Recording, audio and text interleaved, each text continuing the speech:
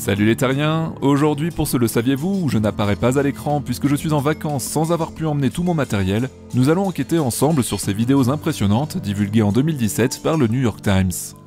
Depuis 5 ans, elles ont été vues par des millions de gens et fascinent d'autant plus qu'elles ont été enregistrées par des caméras d'avions de chasse américains.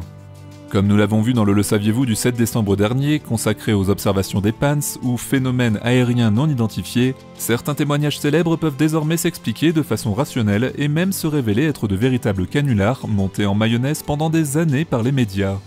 Alors ces récentes vidéos d'OVNI ou de PANS constituent-elles enfin une preuve tangible de l'existence des extraterrestres? Le journal de l'espace enquête pour vous.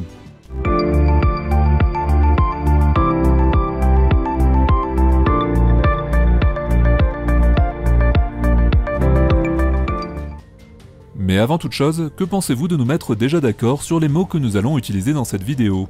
Si le mot OVNI vous vient à l'esprit en tout premier lieu, sachez que pourtant, d'un point de vue scientifique, le terme PAN pour phénomène aérospatial non identifié est bien plus adapté, voire bien plus exact. Il englobe des objets non identifiés, mais inclut également les phénomènes encore inconnus qui ne sont pas nécessairement associés à des objets physiques, ce qui permet d'intégrer l'ensemble des observations non expliquées, sans pour autant induire en erreur ou favoriser une interprétation plutôt qu'une autre. Plus neutre, cet acronyme ne fait par conséquent pas référence à des hypothèses non vérifiables de type paranormal ou extraterrestre, souvent sous-entendues dans les termes OVNI et UFO, et permet une approche neutre et non passionnée, et donc une approche rationnelle. Laissons la sémantique de côté et revenons à ces 3 vidéos qui continuent encore aujourd'hui de faire parler d'elles. En noir et blanc, elles datent respectivement de 2004 et de 2015 et exposent les écrans de suivi infrarouge d'avions de chasse américains traquant des cibles inconnues dans le ciel au large des côtes de San Diego et de Jacksonville. Les enregistrements montrent clairement la présence de formes volantes se déplaçant à de très grandes vitesses. L'étonnement spontané et les échanges authentiques des militaires entre eux par radio face à ce qu'ils considèrent comme étant clairement des objets volants non identifiés ou OVNI est évident et l'émotion l'emporte sur la raison. Mais sommes-nous pour autant en face d'une première preuve indéniable que les extraterrestres existent bel et bien? Il est vrai que les manœuvres de ces engins supposés, rapportés par les témoignages des pilotes, sont incompatibles avec les performances technologiques actuellement connues, ici des accélérations, des arrêts brutaux et des virages instantanés.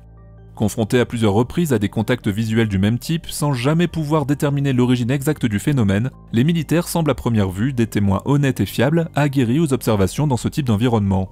On distingue aisément leurs émotions en observant un phénomène qu'ils ne sont aujourd'hui encore pas en mesure de comprendre.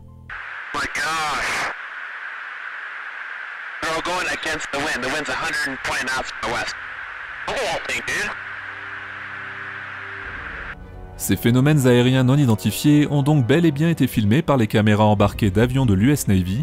Ces enregistrements ont été publiés pour la première fois par le New York Times le 16 décembre 2017, ont été authentifiés par la marine américaine en septembre 2019 et déclassifiés par le Pentagone le 27 avril 2020. Ils ne comportaient pas, selon les autorités, d'informations sensibles et ont donc été rendus publics afin de clarifier toute fausse idée du public sur la réalité ou non de ces images. Ce sont donc très certainement des originaux, et aucun élément de ce qui a été publié ne peut mettre en doute leur authenticité. Chacune de ces vidéos a été affublée d'un petit nom. FLIR 1 a été filmé en 2004, où une forme allongée se distingue, se déplace rapidement et en quelques secondes après avoir été repérée par l'un des capteurs à bord de l'appareil de l'US Navy, puis disparaît sur la gauche suite à une soudaine accélération. Go Fast ou Dépêche-toi en anglais a été enregistré en 2015 et laisse apparaître une forme diffuse au-dessus des nuages. Et enfin, la vidéo Gimbal ou Cadran en français, enregistrée elle aussi en 2015, où les dialogues des pilotes sont audibles et où l'un d'eux demande même aux autres si le sujet observé pouvait être un drone.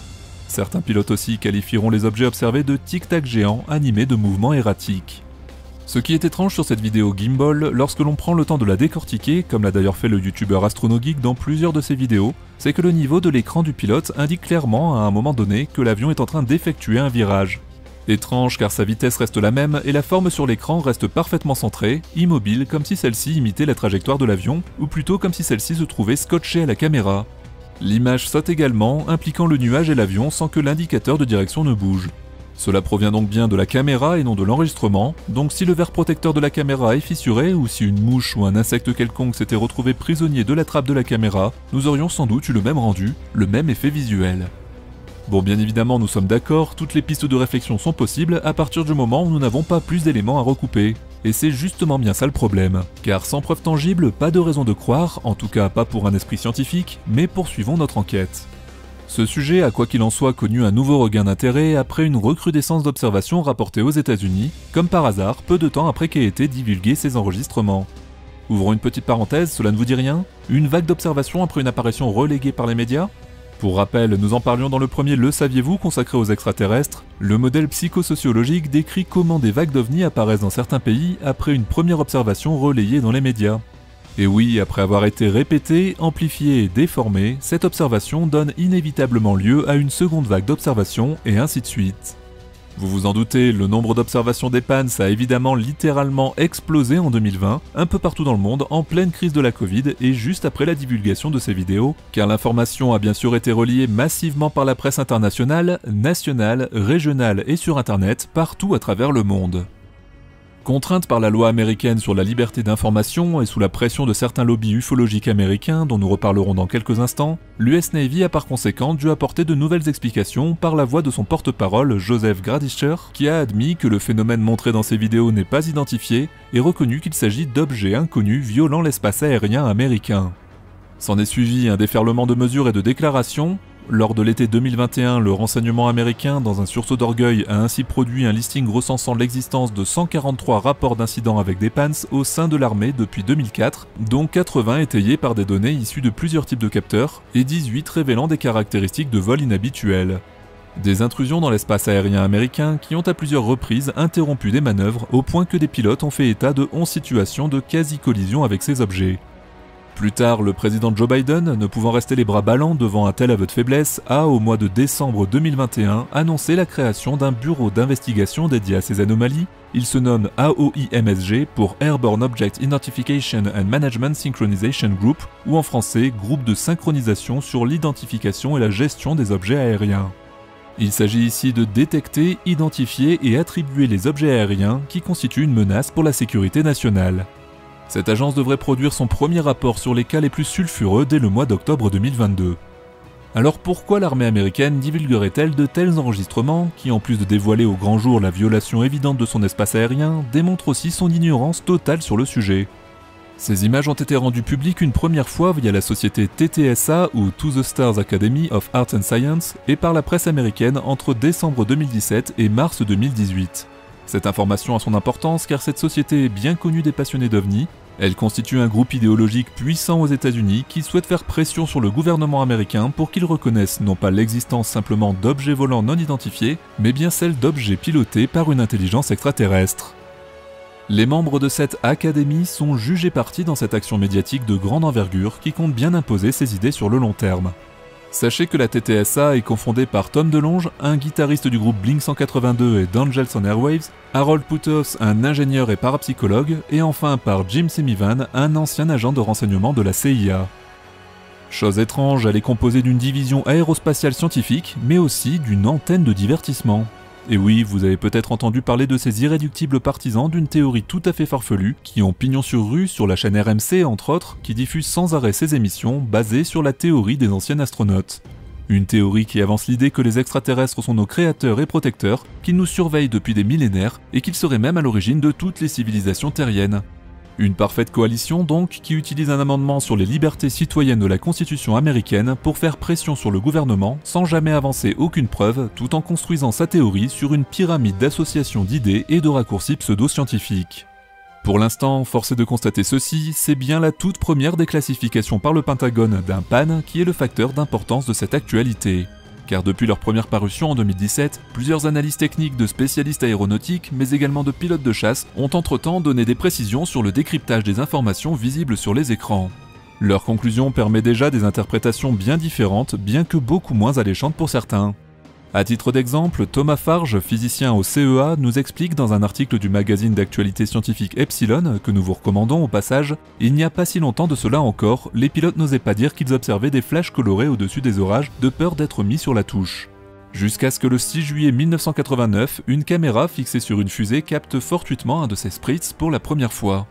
En effet, les fameux phénomènes lumineux transitoires, ou TLE en anglais, n'ont été découverts qu'à la fin des années 80, puis seulement étudiés à partir des années 90. Parmi les phénomènes d'illusion d'optique, en voici un qui nous intéresse particulièrement ici car il est souvent à l'origine d'observations de PANS, l'autocinétique. Lorsque vous observez attentivement un point lumineux fixe dans le noir, par exemple une étoile brillante dans un ciel dégagé, vous pouvez avoir l'impression qu'il se déplace lentement. Cette illusion d'optique, c'est l'effet autocinétique, bien connu des psychologues. Il a été utilisé dans le cadre d'une célèbre expérience de psychologie sociale par Musharref Cherif en 1935, où chaque sujet de l'expérience était placé dans une pièce obscure et où l'on projetait un point lumineux fixe. Les personnes devaient estimer le déplacement perçu du point lumineux, et lorsque les participants étaient plusieurs dans la salle, on observait alors une convergence des réponses.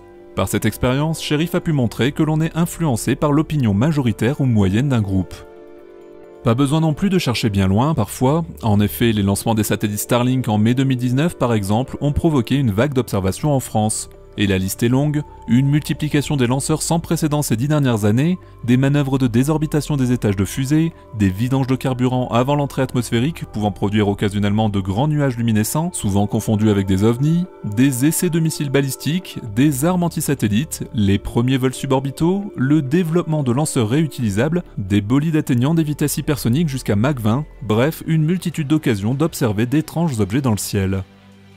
Et si certaines observations n'étaient en fait que le bref aperçu d'aéronefs de nations terriennes pourvues d'une technologie secrète très avancée. En effet, les autorités militaires de toutes les nations semblent s'intéresser de près aux PANS pour des raisons évidentes de sécurité intérieure. Greg Egigian, historien à l'université Penn State, a récemment confié à la revue Epsilon que les officiels se sont toujours préoccupés de l'existence d'armes expérimentales ou d'appareils de surveillance ennemis dans le ciel des États-Unis. Mais c'est la première fois que des agents du renseignement affirment publiquement que la plupart des objets signalés sont réels et non le fruit de l'imagination de témoins. Parmi les nombreuses interprétations possibles, la première qui vient à l'esprit des militaires, c'est bien la possibilité de se retrouver en face d'une technologie issue d'un programme secret d'armement ou d'espionnage. À l'instar des Chinois qui auraient des problèmes récurrents avec les PANS, comme le laisse entendre un article paru au mois de juin de l'année dernière dans la revue South China Morning, ou encore des Russes qui ont déclaré dernièrement disposer de nouvelles technologies avant-gardistes. Olivier Dujardin, toujours pour Epsilon, précise qu'on assiste actuellement à une course à la puissance sur les armes à énergie dirigée. Pour rappel, une AED, une arme à énergie dirigée, ou en anglais DEW pour Directed Energy Weapon, émet de l'énergie dans une direction voulue sans besoin de projectile. Elle transfère l'énergie vers une cible humaine ou mécanique pour l'effet souhaité, qui peut être létal ou non. Ce n'est pas vraiment de la science-fiction dans la mesure où l'armée américaine a annoncé dans le cadre d'un programme nommé Nemesis être en mesure de pouvoir duper les capteurs ennemis en projetant des flottes fantômes de navires et d'avions à coups de cyberattaques et de brouillage. Il y a donc de quoi perpétuer encore longtemps les observations d'OVNI à n'importe quel point du globe, que l'on soit sur Terre ou en mer. Et pourquoi pas des drones dont les formes et les trajectoires peuvent être sidérantes, comme le confirme Antoine Cousin, enquêteur pour le GIPAN dans le magazine Epsilon.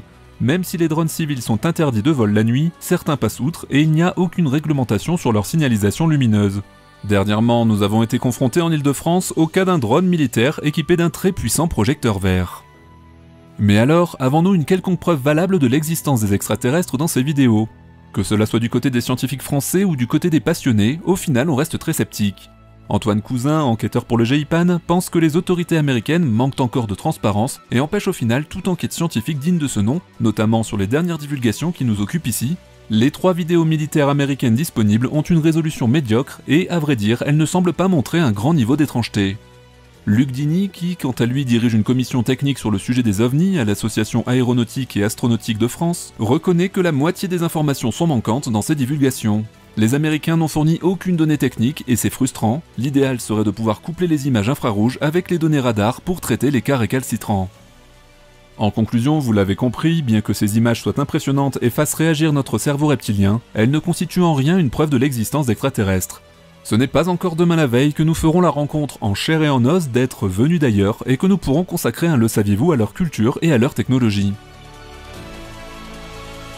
Voilà les terriens, j'espère que cette vidéo vous a plu et quel que soit votre avis sur la question, je vous invite à le partager en commentaire et à faire briller le pouce bleu pour que l'algorithme de YouTube puisse prouver scientifiquement votre adhésion au journal de l'espace. On se retrouve vendredi, salut les terriens!